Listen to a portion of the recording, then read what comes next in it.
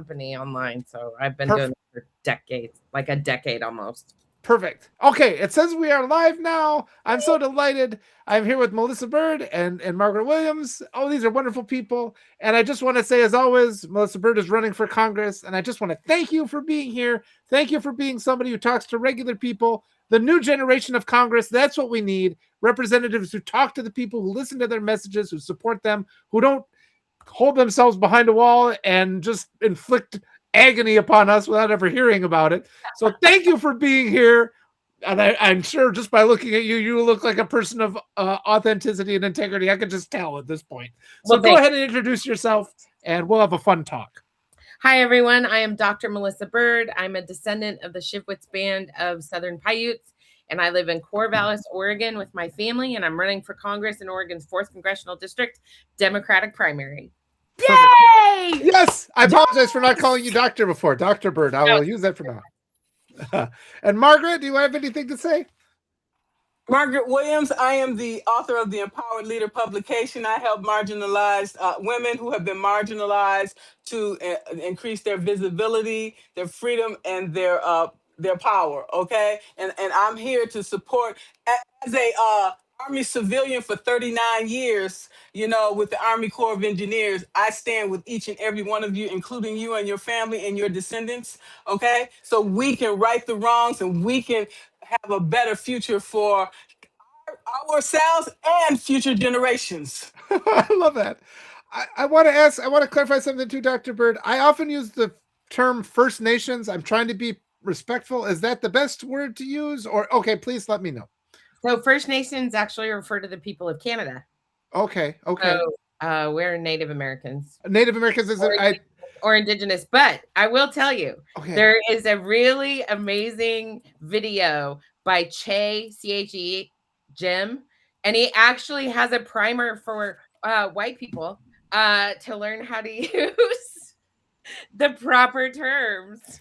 Well, thank you for educating me, and Jim. I will do that. I mean, social. He's great. Yeah, and in my neck of the woods, we have the Ojibwe, and I've heard that it's best to use the name, the original name rather than a general name. Yeah.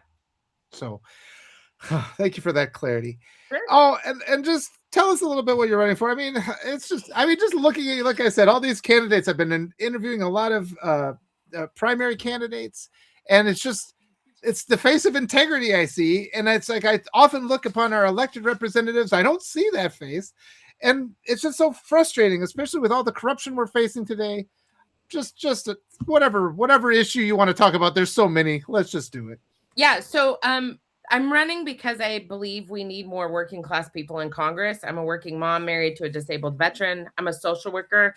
I have a master's degree and a PhD in social work. They're hanging behind me. And I've always done social justice advocacy and community organizing. So my whole career, I started my career in child welfare, worked on issues with homeless youth, but what really made me passionate was being a macro practice social worker where I did lobbying and advocacy, particularly around reproductive justice issues. That was my whole career.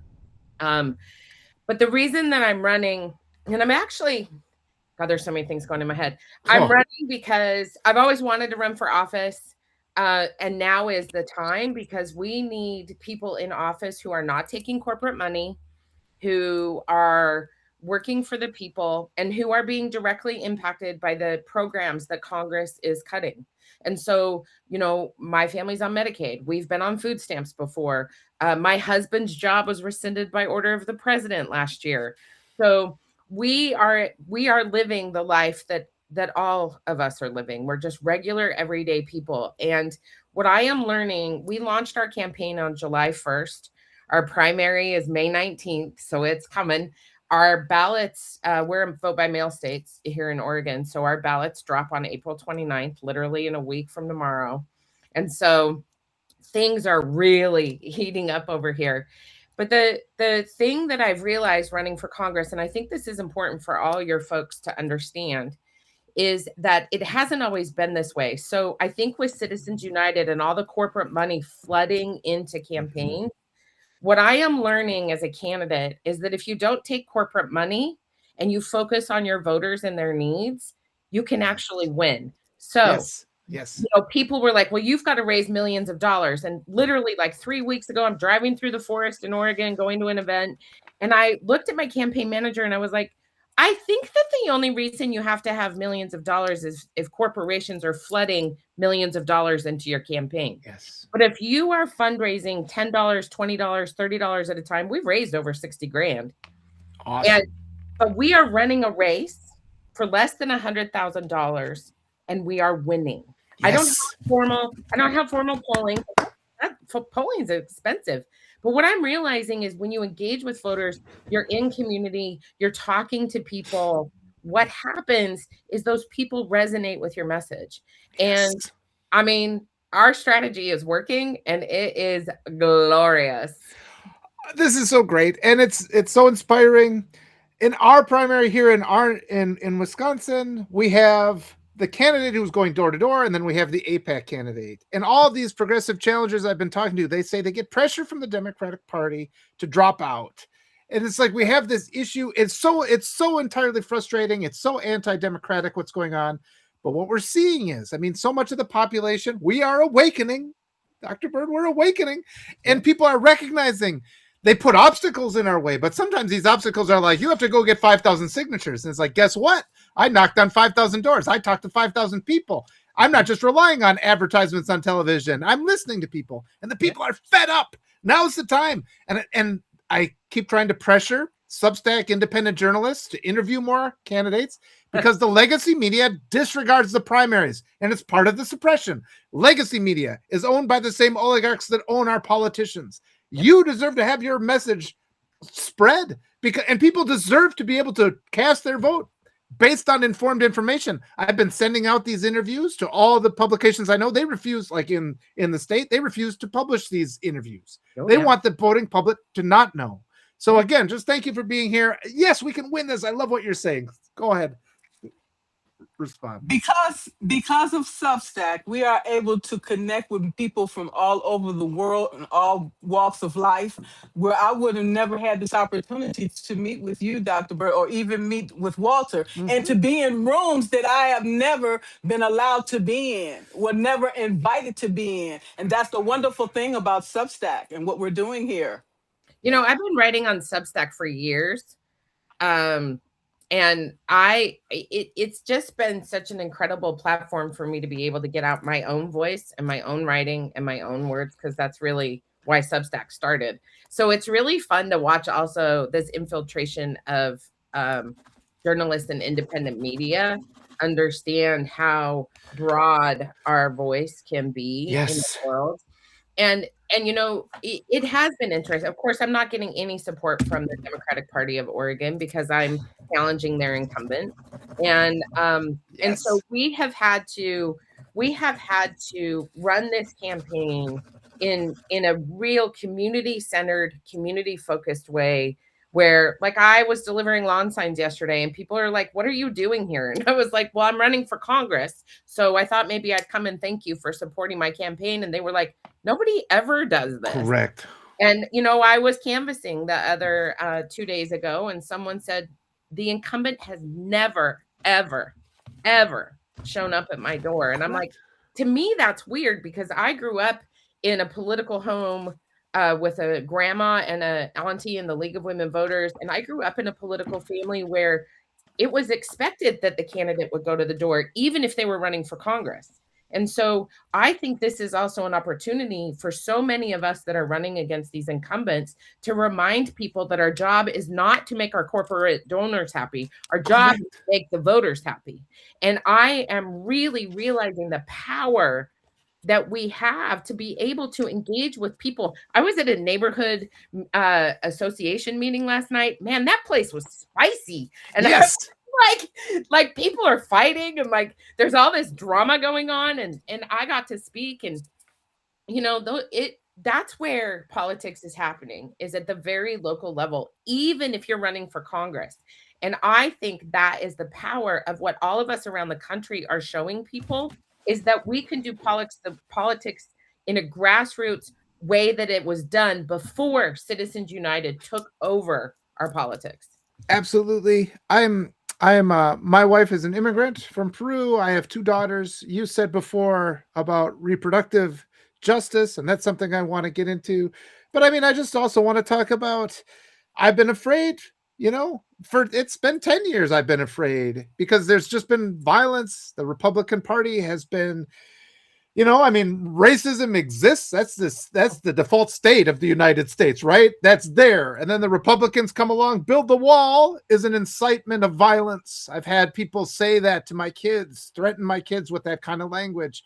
And then we have a Democratic Party that never pushes back against it. They just allow it to be said. And I just want to see more people like you in office, Dr. Bird, people who care about kids, and just aren't going to tolerate this. And we are all kind of had this perspective of what our politicians must look like. And they're just kind of rely on that, right? And the way they're supposed to speak and what they're supposed to do. But I'm frustrated by the fact the first person I reached out to was the person who had lost to Derek Van Orden in my district the previous time. Never got a response from her. So I just interviewed all the other candidates. And Emily Berge, I talked to her when I was worried about ICE coming into the area. She called me on the phone and said what the community was going to do to protect my kids. So that you get my support. I really want to talk about this because I think it's really important for people to realize that a democracy that's built on genocide and slavery is not a democracy. It is only for white, straight men in that original form. And what we are seeing right now is what I believe is happening is that the cracks are happening in our democracy. And that's where the light gets in. That's where we can see how we can move forward and create opportunities for us to shift how our democracy operates in the United States. And furthermore, I feel like when liberals in particular talk about wanting more women, more people of color, more LGBT folks, more people are from the working class, and I show up and they're like, oh, but we didn't mean you. I have literally had people to my face tell me that I have some audacity to dare to run for Congress. And I'm like, last I checked, y'all, it was a free country and I qualify. So I get to run because this is a nation that said everybody, if we're going to be of the people, by the people, for the people, it's not just the special people. It's not just special people. It's all of us. All of us can run for Congress, although it takes a certain person. You do have to have a strategy. You do have to have an understanding of how the system works. And also, that is what we are seeing across the country. And so when I get told that how dare you run for Congress? I'm like, we have a fascist dictator in the presidency. Yeah. There is no time then right now for people like me who have almost 30 years of political experience on the advocacy side to show up and say, enough is enough. I want to be in Congress saying the quiet thing out loud. I want to be fighting for our people. And I want to be a voice that actually pushes back against what's happening in this country. And so people have to realize that what I am running up against is not just the Republican Party or the Republican opponent. I am running up against an entrenched Democratic system where we have closed primaries in the state of Oregon. And the rural caucus and the gun owners caucus of the Democratic Party went to the DPO last fall and asked them to open up our primary to non-affiliated voters, because we have motor voter here. So when you get a driver's license, you get automatically registered to vote, but they can't pick your party. And so the rural caucus understands the way you call people into the Democratic Party is to open it up to 43% of our voters are unaffiliated. And the DPO said no. And that is not democracy. Closed primaries are not democracy. Nationwide, 7% of the voters are voting for 83% of our candidates on the ballot because of closed primary systems. That's not democracy. More power to you. More power to you. I love you, by the way. I'm just like, I just want you Congress and then president. How about that? Let's do that. That's the right answer. I mean, I love you even more. Yeah, thank you. With Congress, okay. Margaret, do you have any questions? How do we educate more people about this system and how we can crush it? How can we eliminate it? Okay, and put our own people in there. We need to start there, I think. I think it's a multi-pronged approach, right? Like I live in the world of both and. I don't think it's an either or scenario. So we have to trust we have to trust and in it that when people are showing up that we have an opportunity to really get to know them if they're fighting against an incumbent, right? So we have to really take the time to, a lot of people this week in particular are like, oh, like the political season's just heating up, so I'm just figuring out that you're running, and I'm sitting here going, I've been running since July. Where you been? Right? What? And so I think we have to get more aware of, and I know we're all overwhelmed. Listen, I'm overwhelmed. I'm very overwhelmed. Before I even started running for Congress, I was overwhelmed with all the things that are coming at us and what's happening in our world.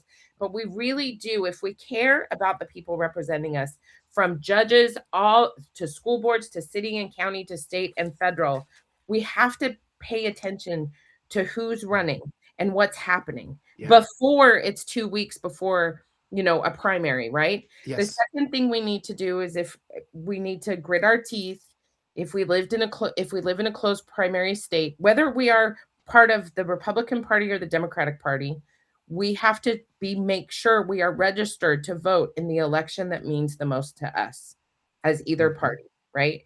And so if people want to vote for me, but they're unaffiliated or they are registered under a third party, then unfortunately, you have to be a registered Democrat to be able to vote for me in Oregon, which is, I'm not telling anyone what to do, but I think people need to understand that system. And I think the third thing is, I think third parties, the Green Party, the Libertarian Party, the Independent Party, I think those parties are really critically important.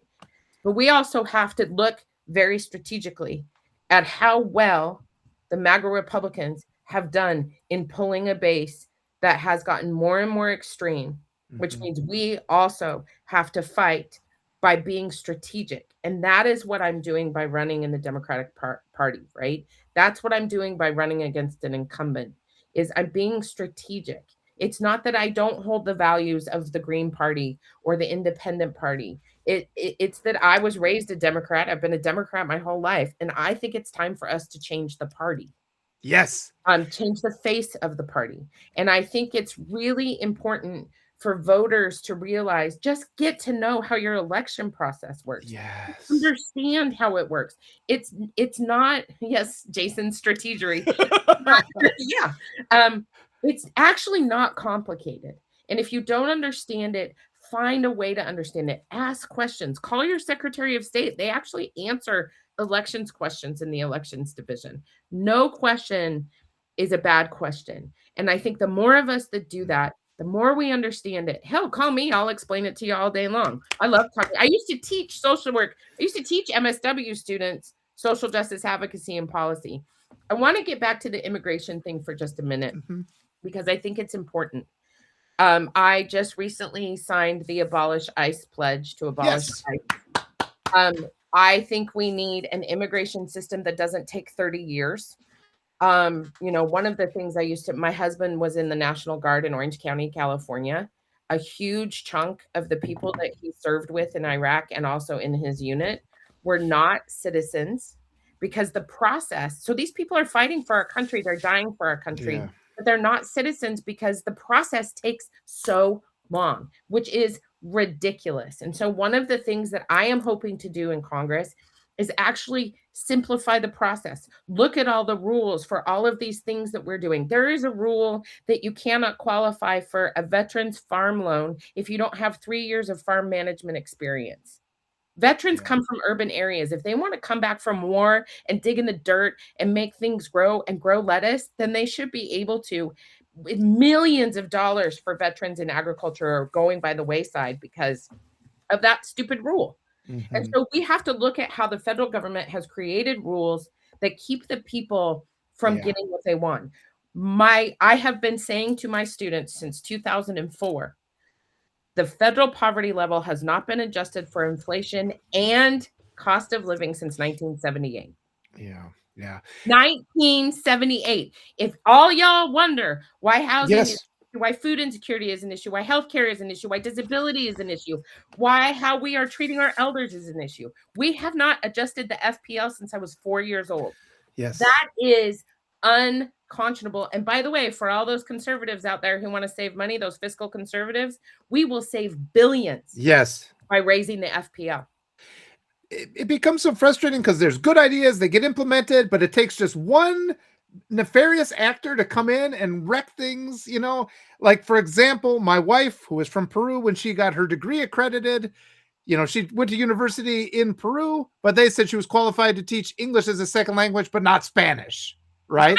Because she never took a Spanish like 101 class. Right. And what that represents is, oh, we'll have this so we have accreditation as possible, but we're going to put this little thing in there to make it so she can't get a job. So somebody comes along and sabotages all these times. But I also want to say the narrative suppression is so big. The media does not talk about these issues. There's so many questions they try to make us think we can't ask. And we have to overcome that. I'll ask questions. I'll like, well, I think primaries, a robust primary is healthy. And Democrats will come at me and say, well, you're ruining our coalition. So we have to overcome that too. And we've seen how the right, they have all the funding in the world for people like Joe Rogan, and they got money for Trump. They get all this money. People like me don't get any funding. No. And we need to go back to, we elevate. I've been watching the media lately.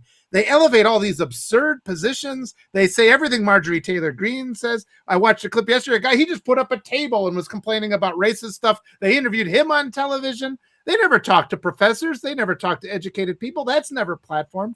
So that too is something we want to change. But before you answer that, could you tell us where people can find you, people who want to donate to your campaign? Wait, I want to hear the question first. Okay. I wanted to know, say, for example, you decided to start running now. Okay. How soon would you begin your campaign? For example, a year out? Some people start at maybe 2 or 3 weeks out. I would think you would want to start getting on the ground, having these community meetings in the, the schools, asking question and answers and things like that, ingratiating yourself at these popular, restaurants and coffee shops, and start having conversation with all the local people and gathering all of these connections to enable you with your campaign efforts. What do you recommend? I started thinking about this in 2024. And then I started talking about it in 2025 with some people, some very trusted people who I knew. And then we launched the campaign in July. So the strategy was developed way before we launched, opened our PAC and registered with the FEC.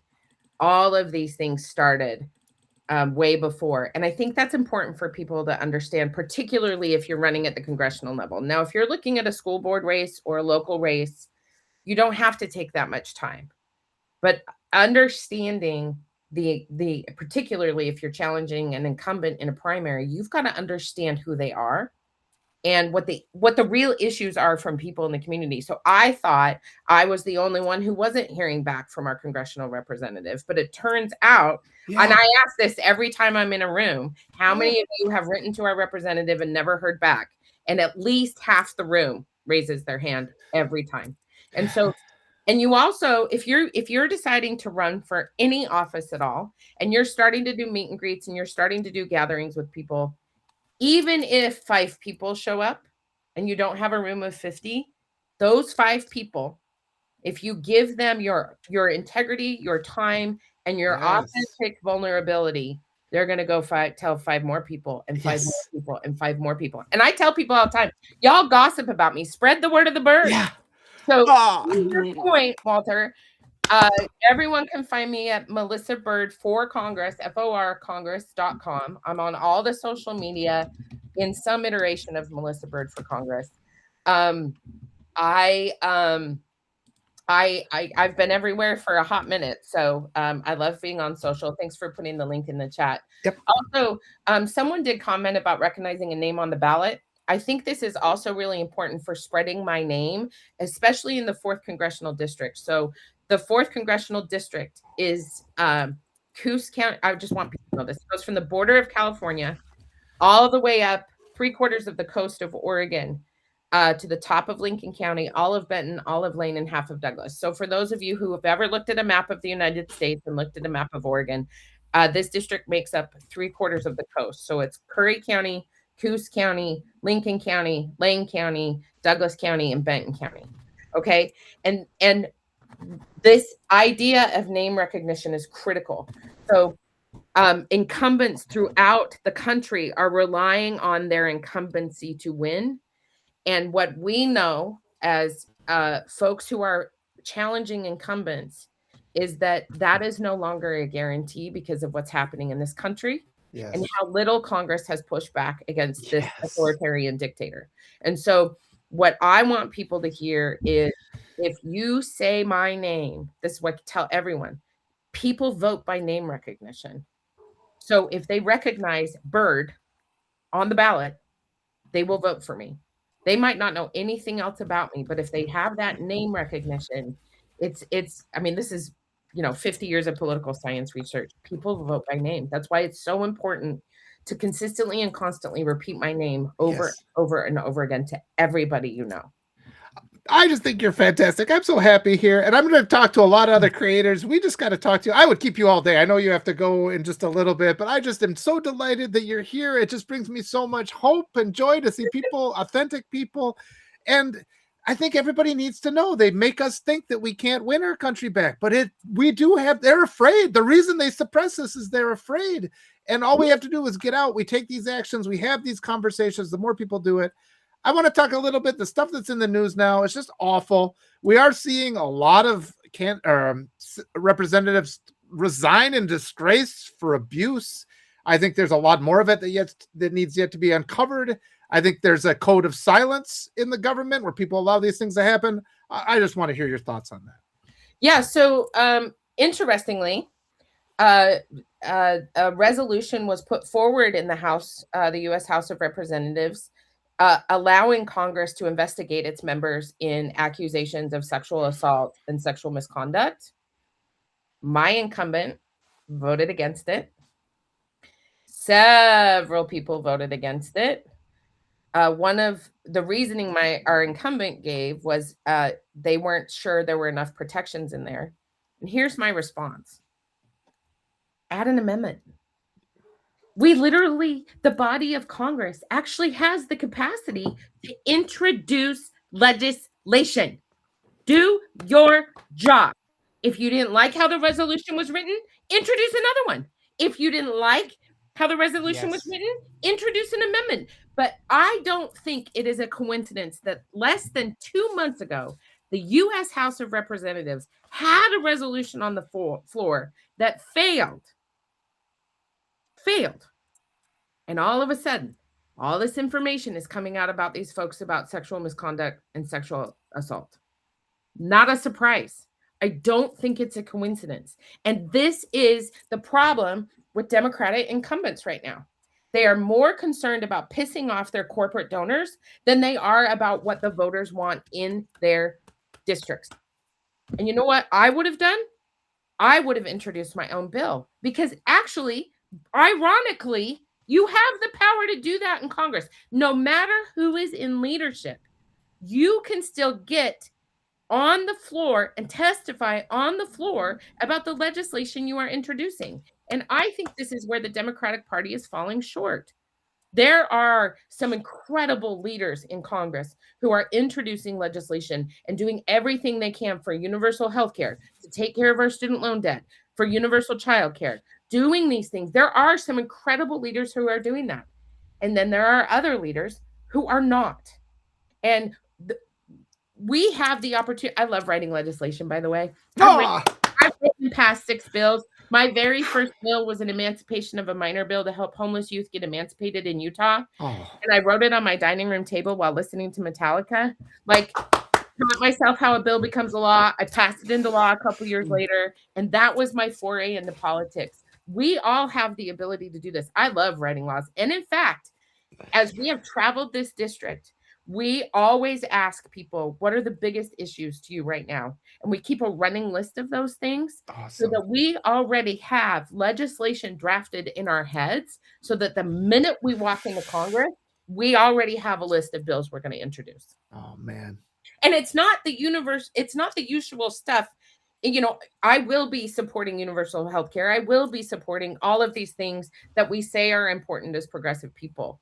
But what I also want to do is make sure that we are taking the issues in Congressional District 4 here in Oregon and actually creating legislative opportunities, rule changing opportunities, taking these things and actually doing something for the people here in this district. Dr. Bird, what can we do to support you? Spread the word of the bird. Also, I know it seems a little bit pedantic, but really, truly follow me on social media. Following me on social media really actually helps me with the algorithms and visibility and all those things. Like and share posts. If I'm saying something you love, please comment on it, share it, let people know. People from all over the country can help phone bank. So we are deep in the throes of phone banking. So if you go to my website, we actually have under the Get Involved tab, you can sign up to volunteer. So if you want to volunteer for our phone banks, they're really fun. We have a great time. Even my very best lifelong friend from Utah is phone banking for me. So there's lots of opportunities. If you live here in the 4th Congressional District in Oregon, we need canvassing volunteers. So anybody can sign up to canvass, and you sometimes will get to canvass with me because I go door to door every day. I go and introduce myself to voters every single day. Also, we're asking people to donate $10. So if you've got $10, you can also donate on the website. $10. This campaign is built on $10 and $20 donations. That $60,000 we've raised is built on $10 and $20 donations. So, do you have T-shirts? We didn't print. We didn't want to be left with a ton, so they were print to order. But after the primary, we will be bringing them back up so that people. I gotta get some of these shirts. Also, my logo is epic. Let's see it. I mean, look at that. Oh yeah, that is so beautiful. I just love this. And I keep telling people, we gave the Democrats in 2020 all the power they needed to stop what we're going through right now. We gave them all that power. That is a fact that they cannot deny. We need a new generation of leaders. Dr. Bird, you've got my support. I think you're just fantastic. I just want to sit here all day and have you educate me. Thank you for educating me earlier. And you've been just, a lot of the things you've said are things that I've said, this cracking the veil of this oppression that they've put over us. I've been saying that a lot to people, that it's becoming transparent. They're stretched thin. The time is now to push through and bring in real change. And it's going to be people like you that do it. And let me tell you, I am stretched thin. I am like everybody else. They just raised our rent. And I looked at our property manager. We've been here for almost 10 years. And I said, I don't know how we're going to afford that. And he said, well, it's still under market. So be blessed. And I'm like, be blessed my ass. That's another $75 a month. Yeah. And I think, I am also trying to navigate the utility bills and the car payments. And by the way, my youngest is 15. He's a 15-year-old boy. You know how much a 15-year-old boy eats? Yeah, I know. I've got 2 daughters, but they eat too. And I can imagine. Oh my God. Oh yeah, for sure. And how much his clothes and his shoes cost. Yeah. Friends. Like he's raiding his dad's closet because he's as big as his dad. And Jason just put in, they just sold my house to an investment firm. Yeah. That is one of the biggest housing issues we have here in Oregon's 4th Congressional District. And I do plan to stop that. Good. And I wanted to get back to what you said before, when people are telling you, how dare you, even though a 34-time convicted felon and adjudicated rapist can run, for some reason, there's something offensive about a kind person of integrity running. That's, that just level of offensiveness that you almost can't stand. So I'm just so glad you're out there doing this. Also, I want to comment, Lynette, I actually have a phoenix tattooed on my entire back. So you pull that out, phoenix bird out of the fire and ashes. I literally have my whole back as a phoenix. So beautiful. But thanks for that, Lynette. But we also have to push back too, because the Democrats sabotage themselves with their electability. I mean, electability is a racist thing to say at this point. We've got a clean house. Oh, let's just talk about electability. Yes. Okay. I knew that one would get you going. I agree. I agree with you. Of course, because I'm running for Congress, I of course start pursuing all the endorsements. All the endorsements. So because people always ask you, have you been endorsed by this? Have you been endorsed by that? Have you done this? Have you done that? Let me tell y'all, you got to stop asking that question, first of all, because the endorsement process is also very rigged against someone who is running against an incumbent. Yeah. And every single organization, including the ones that you think are super progressive and amazing, the number one way that they evaluate electability is how many tens of thousands of millions of dollars can you raise? The number one question. And that, my friends, is absolute crap. Yes. We need to be looking at electability as how are you resonating with the voters? How quickly have you grown your social media platform? How are you talking to people? How are you communicating that you're running for office? What is your plan to be in community with other people? That is electability. Electability is not whether or not I can raise $1 million. And let me tell you, I used to believe that, right? I've worked in politics for long enough to understand that I ran a PAC, I ran a C4, I know how this works. The very first question you ask is how much money do you have? And what I am realizing in the year of our Lord 2026, my friends, is that is not a question anymore. Right. Viability is not determined by how many millions of dollars you can raise, because this goes all the way back to the beginning of our conversation, all the way back to the beginning. Yeah. The only reason you need $1 million is if corporations are buying your campaign. Yeah. Bottom line, end of subject. You do not need $1 million to run a campaign in a district this big. And I'm proving that to be true. Awesome. So I want you all to understand as voters, and I'm telling you this specifically to y'all in Oregon's Congressional District 4. Yes, I pursued union endorsement. They never got back to me. Never. They didn't even interview me so their members could know who I was. Yeah, suppression. And I am not afraid to say that out loud, because eventually they are going to have to work with me. And I want them I am still open to that. But we have if we are going to have an open democracy that is of the people, by the people, and for the people, then the people who are doing endorsements need to give their members the ability to hear all of the people. Yes. I want to keep you here all day, but I got to be respectful of your time. I got to say it again. It's Melissa Bird for Congress.com. Margaret, do you have any final thoughts? Power to the people and power to Melissa. Okay, let's go. Let's go. Last thoughts, Melissa. And anytime you want to talk, just send me an email. I will have you on anytime. I'll introduce you to all my creator friends. I want to flood the whole internet so nobody can see anything else but you talking, and that would make me so happy. Thank you so very much. Spread the word of the bird, y'all. This is really, really important. All right, Melissa Bird for Congress. Thanks so much for being here. Thanks everybody in the chat. Make sure you share this, share the clips, do everything. Get out and support Melissa. We can take our country back. We can. Thank you so much. It's a pleasure chatting with both of you. I appreciate you so much. Okay. Thank you so much. Thank you. Thank you. Thank you. Bye. Bye-bye.